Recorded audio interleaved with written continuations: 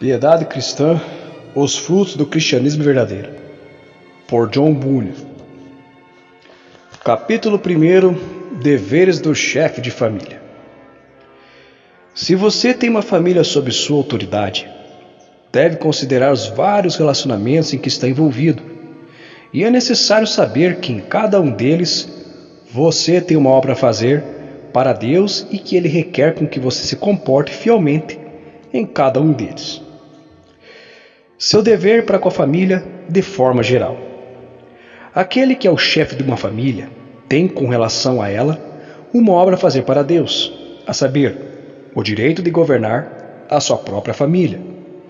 E seu trabalho é duplo. Primeiro, quanto à situação espiritual da família. Segundo, quanto à situação exterior da família. Primeiro, quanto ao estado espiritual de sua família. Ele deve ser muito diligente e prudente, fazer os maiores esforços para aumentar a fé, onde ela já existe, e para promovê-la aonde não pode ser encontrada. Para esse fim, ele deve, diligente e frequentemente, expor as coisas de Deus àqueles que estão em seu lar, a partir da palavra de Deus, levando em conta e aplicando o que é adequado para cada um em particular. E que ninguém questione o seu governo segundo a palavra de Deus para tal prática, pois, se sua autoridade lhe houvesse sido dada por Deus apenas para promover boa conduta e honestidade civil, ainda assim, isso estaria dentro dos limites da própria natureza e deveria ser feito. Porém, muito mais necessárias são as coisas de natureza superior. Além disso, o apóstolo nos exorta: tudo que é verdadeiro, tudo que é honesto, tudo que é justo, tudo que é puro, tudo que é amável, tudo que é de boa fama, se há alguma virtude, se há algum louvor, nisso pensai. Filipenses capítulo 4, versículo 8. Estar familiarizado com esse exercício piedoso em nossa família é muito digno de louvor e um bom testemunho cristão. Essa é uma das coisas pelas quais Deus elogiou seu servo Abraão. Sobre ele, Deus diz: eu o conheço, como um homem que faz o que é bom, pois sei que ele há de ordenar a seus filhos e a sua casa depois dele, para que guardem o caminho do Senhor. Gênesis capítulo 18, versículo 19. Isso também era algo que o bom Josué praticou intencionalmente enquanto viveu nesse mundo. Quanto a mim, diz ele, eu e minha casa serviremos ao Senhor. Josué capítulo 24, versículo 15. Além disso, também encontramos que o Novo Testamento considera falhos aqueles cristãos que não têm o devido respeito a esse dever com relação à sua família. Sim, e os considera tão falhos que não podem ser escolhidos para qualquer ofício na Igreja de Deus. Um pastor deve ser alguém que governa bem a sua própria casa, tendo seus filhos em sujeição com toda a gravidade. Pois se um homem não sabe como governar sua própria casa, como cuidará da Igreja de Deus? O diácono também deve ser marido de uma esposa, governando bem seus filhos e sua própria casa. 1 Timóteo, capítulo 3. Observe que o apóstolo parece afirmar que um homem que governa bem a sua família é qualificado para ser um pastor ou diácono na casa de Deus. Pois quem não sabe governar sua própria casa, como cuidará da Igreja de Deus? O que foi considerado nos oferece luz sobre a obra a ser feita por um chefe de família quanto ao governo de sua casa. Primeiro, um pastor deve ser são e puro em sua doutrina, e de fato, assim também deve ser um chefe de família. Tito, capítulo 1, verso 9, Efésios, capítulo 6, verso 4. Segundo, um pastor deve ser apto para ensinar, reprovar e exortar. E o mesmo acontece com o chefe de família. 1 Timóteo, capítulo 3, versículo 2, Deuteronômio, capítulo 6, verso 7. Terceiro, um pastor deve ser exemplar na fé e na santidade, e também deve ser o chefe de uma família. 1 Timóteo, capítulo 3, versos 2 ao 4, e capítulo 4, verso 12. Davi diz: portar-me-ei com inteligência no caminho reto. Quando virás a mim, andarei em minha casa com um coração sincero. Salmo 101, verso 2. Quarto, o pastor está presente quando a igreja se reúne, e nessa reunião ele ora com a igreja e prega para ela. Isso também é louvável nos cristãos que são chefes de família. Objeção: mas minha família é ímpia e indisciplinada quanto a tudo que é bom. O que eu posso fazer? Resposta: 1.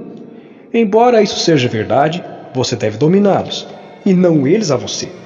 Deus pôs você sobre eles, e você deve usar a autoridade que Deus lhe deu, tanto para repreender os seus vícios, como para mostrar-lhes o mal de se rebelarem contra o Senhor. Ele fez isso, embora não o suficiente, e o mesmo pode ser dito de Davi. 1 Samuel, capítulo 2, versículo 24. 1 Crônicas, capítulo 28, versículo 9. Além disso, você deve dizer a eles o quão triste era seu estado enquanto estava na condição deles, e assim se esforçar para preveni-los contra as armadilhas do diabo. Marcos, capítulo 5, versículo 19. Segundo, você também deve se esforçar para levá-los ao culto público, a fim de que Deus converta suas almas. Jacó disse à sua casa e a todos que o cercavam: levantemo-nos e subamos a Betel, e ali farei um altar ao Deus que me respondeu no dia da minha angústia, o que foi comigo no caminho que tenho andado. Gênesis capítulo 35, verso 3. Ana levou Samuel a Siló para que ele permanecesse com Deus para sempre. 1 Samuel capítulo 1, versículo 22. De fato, uma alma realmente alcançada se esforçará para levar não apenas sua família, mas uma cidade inteira a Jesus Cristo. João, capítulo 4, versículos 28 ao 30. Terceiro, se eles são obstinados e não vão ao culto com você, então leve homens piedosos e sãos na fé para sua casa, e que a palavra de Deus seja pregada ali, quando você, como Cornélio, reunir a sua família e amigos.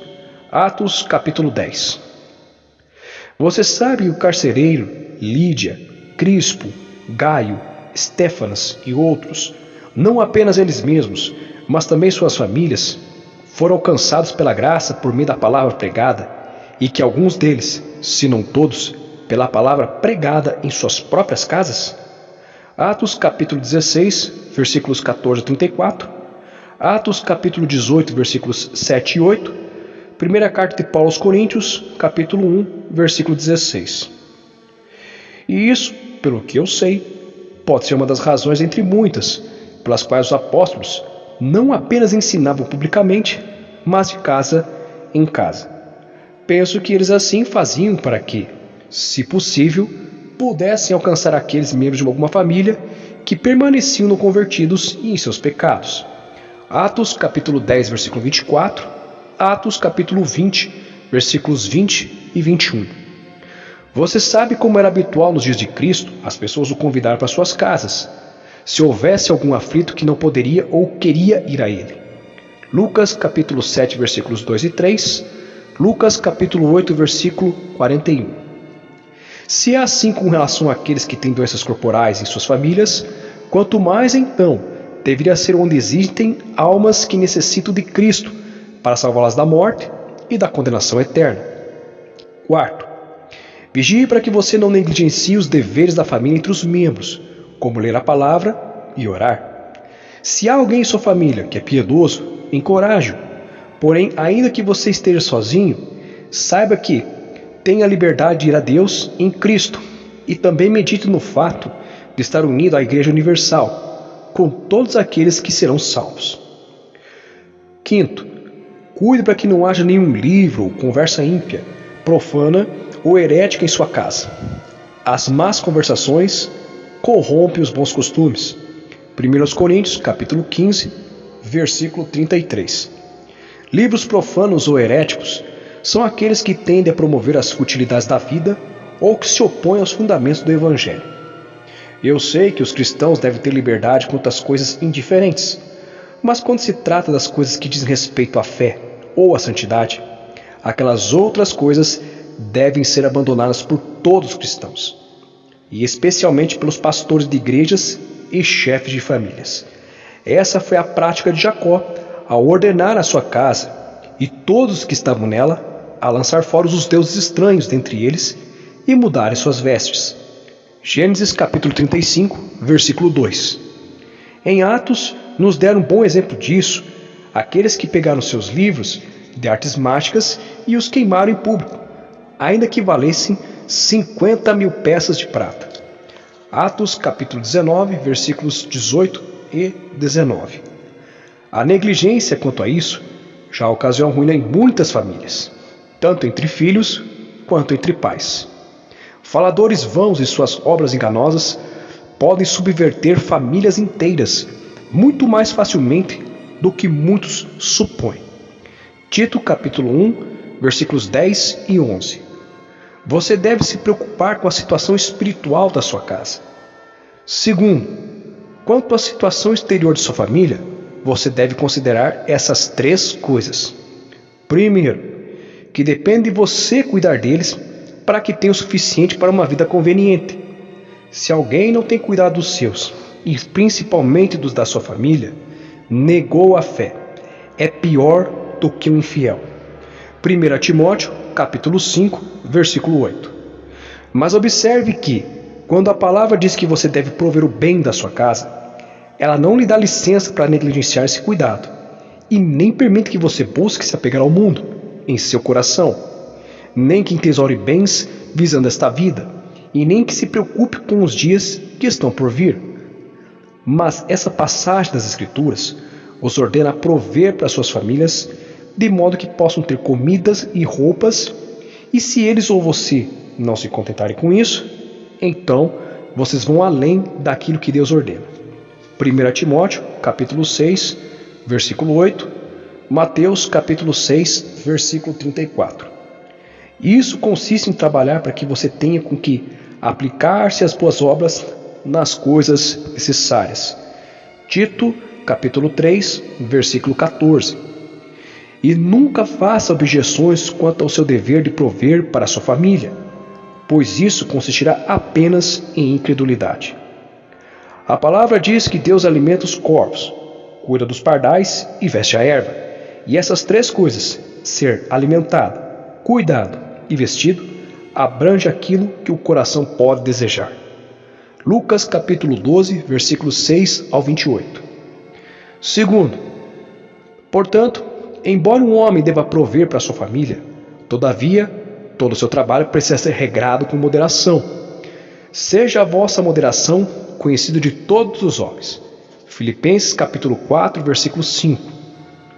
Vigie para não buscar tão intensamente as coisas deste mundo, a ponto de privar a si mesmo e a sua família daqueles deveres para com Deus, aos quais vocês são obrigados pela graça, deveres tais como oração secreta, leitura das Escrituras e comunhão cristã. É o egoísmo que faz os homens gastarem a si mesmos e suas famílias nas coisas deste mundo, de modo que afastam seu coração da adoração a Deus. Cristãos, isto porém vos digo, irmãos, que o tempo se abrevia.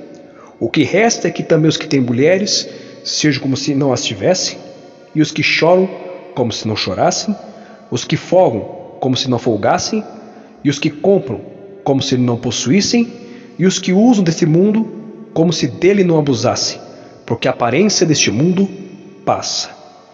1 Coríntios, capítulo 7, versículos 29 ao 31. Muitos cristãos vivem e agem neste mundo como se o evangelho fosse apenas um negócio, e este mundo fosse a única coisa necessária, quando, de fato, todas as coisas deste mundo são apenas passageiras e somente o evangelho é a única coisa necessária. Lucas capítulo 10, versículos 40 ao 42.